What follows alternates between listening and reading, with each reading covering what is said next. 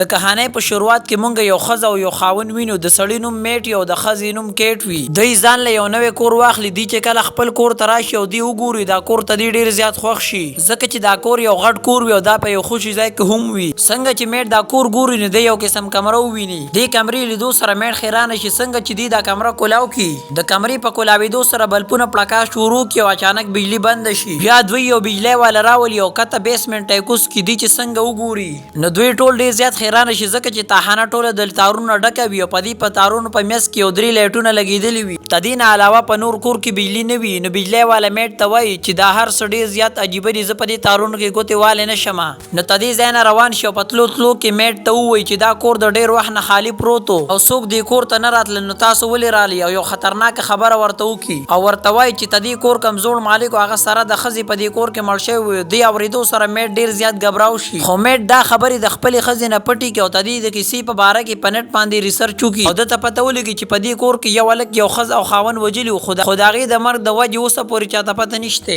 او هغه هلک نیولی شوی دی او په یو مینټل هسپتال کې بند دی. نو میټ ډېر زیات خفه شي او په یو کمره کې ناست وي. نو دی شراب څکي، ته د بوتل ختم شي، ته د په زړه کې د بل بوتل خواهش راشي. نو اچانک دا بلب وپړه کېږي او بیا بند شي. بیا چې بلب کولاو شي نو ته د مخې د شرابو یو بوتل پروت وي. دی اول ویریږي او بیا دی ډېر زیات حیران شي، ځکه چې ته په زړه کې کوم شراب غوښتي نو هغه بوتل ته د مخې ته پروت وي. دې نه بعد دی په زړه کې هر څیز غواړي، کوم څیز چې دی په زړه کې غواړي نو هغه په دې کمره کې را پیدا کېږي. نو دا ښځه وویني چې لایټونه بار بار پړه کېږي. نو دا د میټ خواته ورشي او چې څنګه هغه کمره وویني نو ډېره زیاته حیرانه شي. نو میټ ورته وایي چې دا یو قسم د خواهشاتو کمره ده، دلته چې څوک څه غواړي نو هغه ورته میلاویږي. نو میټ ورته وایي چې ته هم څه وغواړه. نو هغه ورته وایي چې زما ډېرې پیسې پکار دي. دې سره لایټ وپړه کېږي. بیا چې دی وګوري د کمرې په یو ګوټ کې ډېرې زیاتې پیسې پرتې وي. بیا دوی ډېر زیات خوشحاله وي او دوی هغه څیز د دې کمرې نه غواړي کوم چې د دې خواهش وي. بیا دوی د دې کمرې نه ډېر قیمتي څیزونه غواړي. داسې دوی ډېرې ورځې په خوشحالۍ باندې تېرې کړي. د خواهشاتو پوره کېدو باوجود ډېر مصیبتونه د دې طرف ته را روان وي. د یو انسان چې څومره خواهشات برابرېږي دومره هغه ته سکون نه وي. دنیا خو په امید خوړل کېږي. د کیټ د 2 کالو نه بچي نه وي. دې سره دې ډېر زیات خفه وي. په دې باندې دوی یو بل سره جنګ وکړي. کله چې میټ د کور نه وځي نو کیټ ډېره زیاته خفه وي. نو دا یو فیصله وکړي او هغې کمرې ته ورشي او یو ماشوم ترې وغواړي نو دې ته ماشوم میلاو شي. نو کله چې میټ کور ته راشي او ماشوم وویني نو ډېر زیات غوسه شي او دې ته وایي چې موږ له صرف څیزونه راغوښتل پکار انسانان نه. د ماشوم په وجه دوی یو بل سره بیا ډېر زیات روان شي. دا میټ چې څنګه په نټ باندې ریسرچ وکړي نو دته پته ولګي دا ښځې او سړي قاتل د دې کمرې په وجه باندې را پیدا شوی و. میټ چې څنګه مینټل هسپتال ته هغې قاتل خواته ورشي نو هغه قاتل ته پته ولګي چې دوی په هغې کور کې اوسېږي.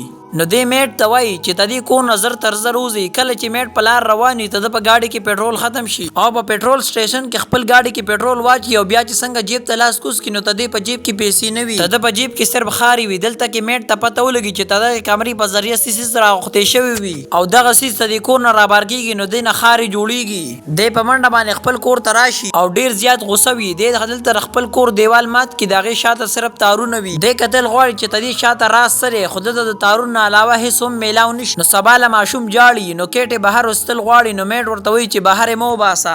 میټ د ایسارېدو ډېر کوشش وکړي خو کیټ ته د خبره ونه مني او بهر یې وباسي. نو دا ماشوم چغې شروع کړي او د ده په جسم کې بدلون راشي. دې سره کیټ ډېره ویریږي او چغې شروع کړي. نو میټ راشي او دې دواړه دننه کړي. دې سره چې کوم ماشوم و ته د جسم ډېر په تیزو باندې غټېدو. دوی چې څنګه کور ته ماشوم راولي د ده نه 10 کالو ماشوم جوړ شوی. نو میټ ورته وایي چې موږ ته هر څیز د دې کمرې نه میلاو دی او د دې کمرې نه چې کوم څیز میلاوي هغه چې د کور نه بار کېږي نو ختمېږي به او دا ماشوم هم ته دې کمرې نه میلاو شوی دی او که دا ماشوم چېرته بهر ووته ته د عمر به ډېر زیات سیوا شي او دې سره به داسې دی مړ شي. کیټ په دې اورېدو باندې ډېره زیاته حیرانه شي چې دا اوس دې ماشوم سره ډېره زیاته مینه کوي. د ماشوم په سر باندې د دې خاوند میټ دې سره ډېر زیات خلاف وي. نو دوی د یو بل نه کمرې جدا کړي. دې ماشوم له دې ښځې شین نوم ایښی وي او دی چې کله د بهر تلو کوشش کوي نو کیټ یې بهر نه پرېږدي. دغسې ورځې تېرېږي. شین ته د هر څه په باره کې پته ولګي او ده ته دا پته هم ولګي چې زه د کمرې په وجه باندې پیدا شوی یم.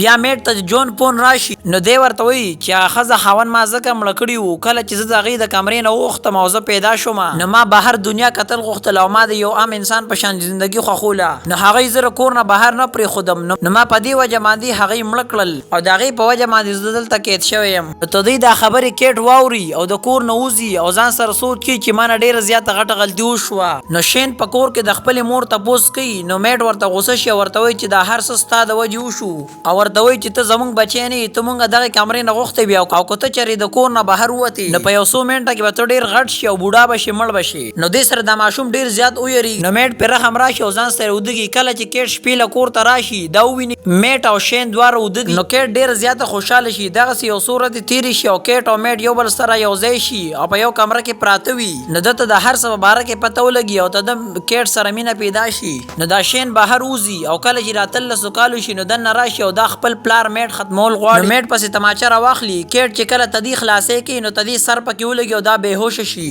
کله چې دا په هوش کې راشي نو میټ ورته وایي چې شین څه شو نو دا ورته وایي چې د جنګ په دوران کې هغه مړ شوی دی.